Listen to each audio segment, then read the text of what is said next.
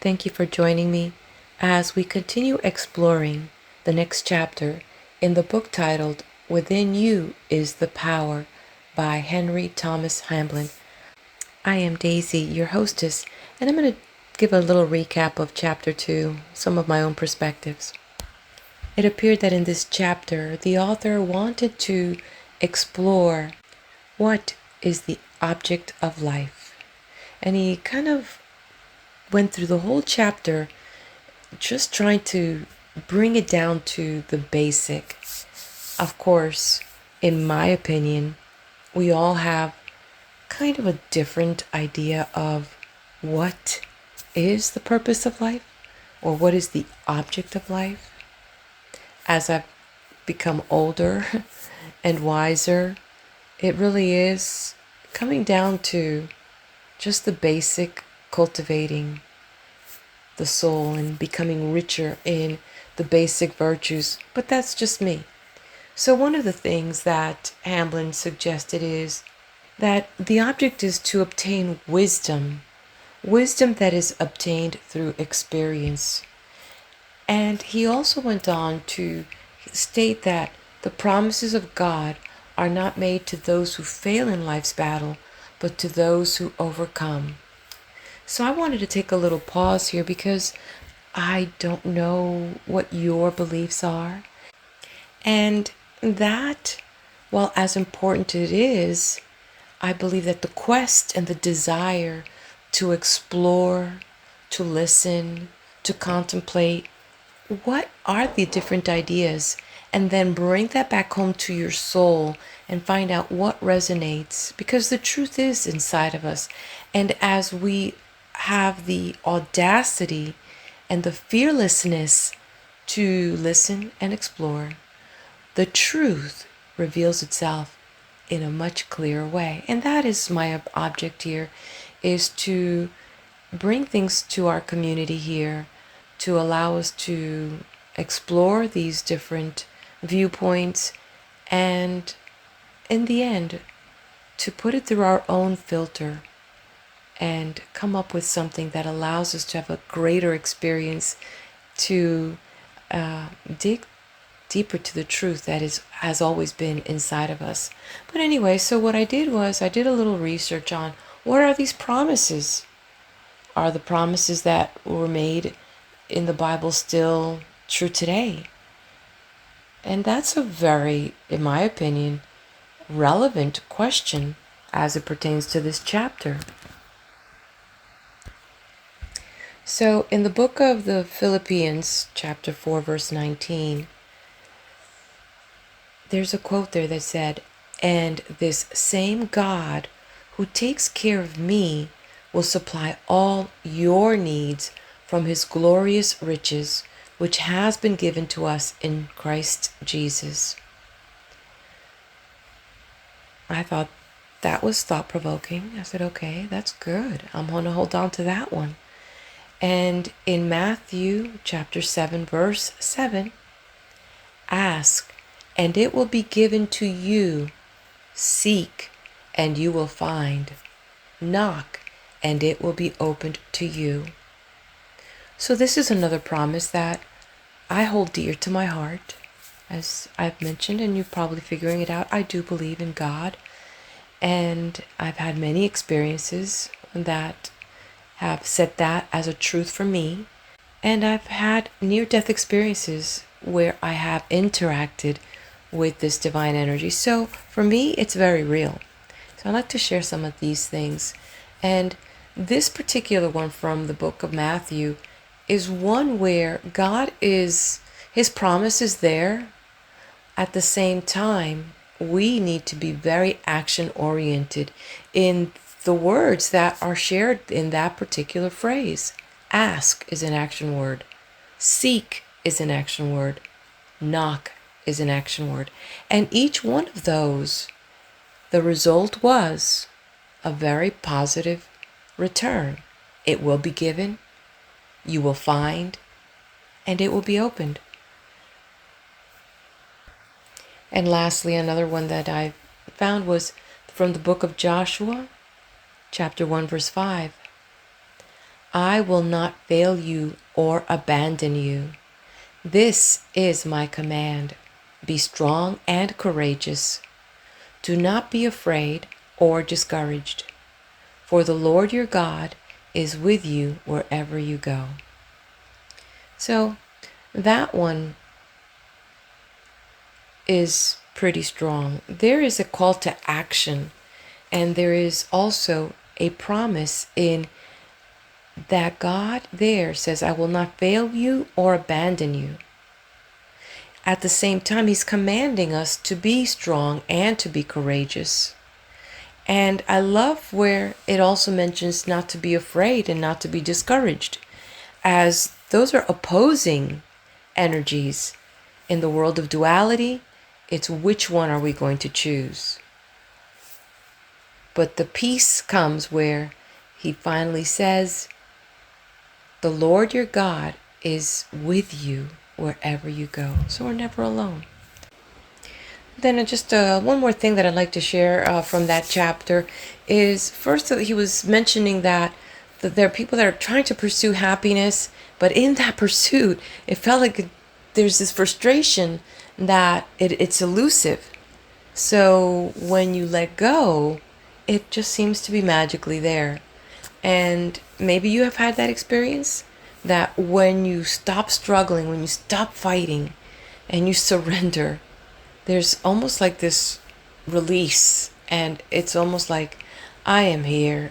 I'm going to wake up tomorrow, and whatever you have for me, I know that it's going to work out. And when you do that and just kind of go with the next event, and not that this doesn't mean that you don't plan, but it means that you allow for this divine plan to also show and reveal itself to you as you go through your life. And in conclusion, one of the things that did resonate with me was that it's not about seeking that easy life.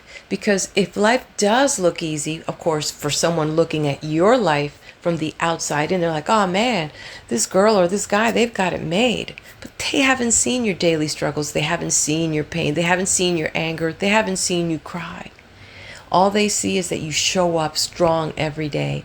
And that's where it is, that in reality, life is not easy, but it is in the strength that you show up that's what makes it look easy. But it's not easy. You've just mastered so many of these little quirks that it looks easy for those that have not gone through those experiences that you have.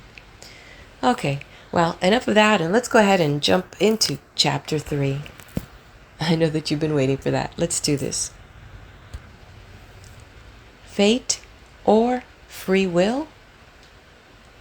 Great has been the controversy in the past over the vexed subject of fate versus free will. On the one hand, fatalists claim that man is so closely bound to the wheel of fate, it is impossible for him to live his life in any different way than that which is mapped out for him. He can bring a quantity of first-class evidence in support of his claim and believes in his theory with all his heart. On the other hand, the advocate of free will believes just as wholeheartedly that man is not bound at all, being as free as air. He too can bring plenty of evidence in support of his theory, which confirms him in his belief. Each one of them thinks that the other is wrong, yet they cannot both be wrong. Let us therefore examine the subject for ourselves, for it is an important one, being intimately connected with the subject which this book discusses. First of all, let it be said they are both wrong, in part, and right in part. Man is bound to the wheel. At the same time, he has free will. Let us therefore explain this seeming paradox. It is an ancient truth of the inner teaching that man, when he is unevolved and before he is unfolded, is bound to the wheel of fate very closely. The unevolved man follows his desires, thus creating for himself a future from which he cannot escape. When, however, he becomes more evolved and emancipated, he begins to resist following his desires and strives instead to follow higher things. This creates for him a better future, and thus he becomes free in comparison with his former slave state. Man is a slave to fate as long as he is a slave to the desires of the earth plane. He is, however, free to overcome lower things and thus rise to higher. When he does this, he ceases to create a painful future for himself and thus becomes free. There is, therefore, fate which is self-created. It is necessary to acknowledge this before we can proceed further. One who has not had much experience of life or who has not been a close observer may deny that there is such a thing. But one who has had great changes in his life, against which he has fought and struggled in vain, knows that there is a purpose working behind the events of life, against which even kings and mighty men are powerless. There come times in man's life when he moves heaven and earth. Figuratively speaking, prays until he can pray no more, sacrifices, it may be his money, his health, his prospects, and does everything that is in the power of a human being in a vain attempt to stave off a threatened disaster. But in spite of all his efforts, in spite of his cries to a pitiless heaven, the relentless march of fate cannot be stayed. It moves forward like a huge juggernaut and crushes his hopes, his dearest idol, his very life itself, or all that then makes his life worth living, and leaves him desolate. If then, you may ask, fate is so pitiless and so powerful, what can be done with it, and where does free will enter into the matter? In reply, it must be admitted at once that it is no use fighting fate. The more man fights it, the more completely he gets broken. There are certain main events in each life which must come to pass. These events and changes are inevitable, and it is hopeless to fight against them. While these things, which constitute what we call fate, are inevitable and therefore cannot be avoided, it rests with ourselves how we meet these adversities and disasters. If we meet them in the wrong way, they break us. If, however, we meet them in the right way, we become stronger through discipline and experience, thus becoming better fitted to bear life's responsibilities and to overcome its difficulties and temptations. One who meets the setbacks, griefs, bereavements, and disasters of life in the right spirit becomes a strong and rich character. He becomes mellowed through experience, strong, stable, a helpful influence to all who meet him. When things go smoothly and life is a merry round, no philosophy or religion seems necessary, and as for an inward power, what of it? We can do very well without it. So say the thoughtless and inexperienced. But there comes times in every life when not only is a philosophy, and that a very sound one, necessary, but also a power of which the finite self knows nothing, is needed in order to raise the soul out of the dust and ashes of its despair. It is one thing to try and meet trouble and adversity in the right spirit, and quite another thing to have the power to do so. One who thinks that he has no power within him, but that all the power is in circumstances, can never rise victorious over his troubles and become a conqueror over life's difficulties. But one who realizes that he possesses a wonderful power that can raise him up, no matter how crushed he may be, can never be a failure in life. No matter what may happen to him, he will play the man and act a noble part. He will rise from the ruins of his life and build it anew in greater beauty and splendor.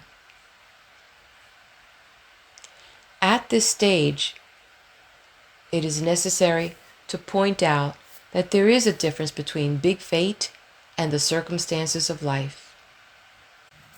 Big fate, as it sometimes is called, antedates this present life, and its cause does not come within the scope of this little book. Sufficient if we say here that through the ages we reap as we sow. Therefore, our future depends upon how we meet life and its difficulties now. Big fate, then, cannot be successfully fought simply because it is the working of omnipotent law. But our life generally and its circumstances depend upon how we meet big fate and how we recover from it. No matter how seemingly unkind fate may be, it is possible for us to make our life a beautiful thing, inspired and energized by the power within. We can rise from the ashes of our dead hopes to build anew our life in greater beauty and more in harmony with the divine ideal. In addition to the fate or future, which every thought and action builds, there is behind all evolution a gigantic plan. This wonderful plan that embraces all, from the stupendous conception of a limitless universe down to the smallest electron, is being worked and through the ages with absolute precision. Nothing can prevent this plan from being brought into manifestation. It gathers up our past and weaves it into our present life, just in the same way that it is busily gathering up our present life and weaving it into future fate. It works it all into the big plan somehow and with infinite skill. The plan is bound to be followed. This too is fate. But how we follow it, either with willingness and happiness or opposition or woe, rests with us. This is free will. Those who have studied the occult sciences may say, what about planetary influences? They will point out that, according to the ancient science of astrology, a man's life is determined by the star under which he is born. This is true if he gives in to the influence around his path. At different times in his life, man meets with influences that are sometimes favorable and at other times adverse. These influences are, however, only influences after all. And one who will stand firm during periods of adversity and refuse to give in, relying upon the great power within to carry him through, will find that he can weather all storms of life and come out of his trials greatly strengthened. He cannot prevent these influences from coming around his path of life, but he can rise superior to them. He will meet with failures and setbacks, but he will make of these stepping stones to success. He will experience griefs and bereavements, but out of these he will build a finer character and rise to higher things. One, however, who gives in to these things, refusing to rise again and reconstruct his life, condemns himself to further suffering, thus making utter shipwreck of his life. Let the despairing take heart again. Believe in the power within you, and you will rise to heights before undreamed of. With this power to help you, you can accomplish the apparently impossible. Appendix to Chapter 3. Our life here is not governed by a capricious being who blows first hot and then cold, or who favors one person and tortures another. The Supreme Being works through laws that are absolutely just and unchanging. Therefore, all disaster and trouble in the life is the effect of certain causes. These causes are our own wrongdoing in the past, which set in motion forces against which the power and wit and wisdom of man are powerless.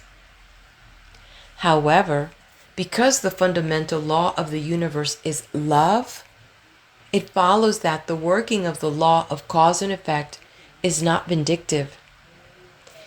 Its object is our highest good, viz., to bring us into union with the divine, or in tune with the infinite. Therefore, by rising up to a higher plane and coming more into harmony and union with the divine, we rob even big fate of something of its power. We cannot oppose it, for by doing so we fight against omnipotence.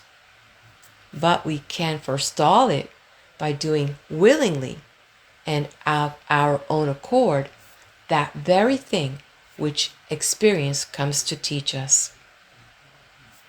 Another cause is that the soul has failed to learn certain lessons. Therefore, in this life, many painful experiences are brought to bear in such a way as to teach the necessary lessons. The lessons are, however, learned only if painful or unpleasant experiences are met in the right way. So long as man believes that he is unjustly treated by fate and that he does not deserve what life metes out to him, he intensifies his troubles, both now and hereafter, through not learning the lessons that life desires to teach. When, however, man realizes and admits that life is just and that the cause of all his troubles is within himself, he, like the prodigal son, comes to himself and, soon afterwards, begin his homeward journey. Yet another cause is that the soul is deficient in character. Strength and stability of character can build up through the soul meeting trouble and difficulty. Again, it must be pointed out that they must be met in the right spirit. It will be seen then that our future depends entirely upon the way we think and act in this life. Our future lies in our own hands. If we violate the law of love in this life, we create disaster and suffering for the future, which will have to be met, and in the form of big fate of a painful character someday. Therefore, by right thinking and right doing now, we not only ameliorate conditions in this life, but we also create a future that will be more harmonious and freer than anything we have experienced hitherto. It is also necessary to point out that even in this life, some of its big disasters are the result of thoughts and actions committed during this present existence. A youth or young man may commit a folly that brings in afterlife a terrible retribution. Or he may do another man a grievous wrong, and years afterwards someone else does the same wrong to him. It is always an eye for an eye and a tooth for a tooth on this plane of cause and effect. But the great way shower, by his teaching of the power of love, enables us to rise above these lower things and live a life of harmony and peace. And this concludes Chapter 3. I'll meet you at the next video.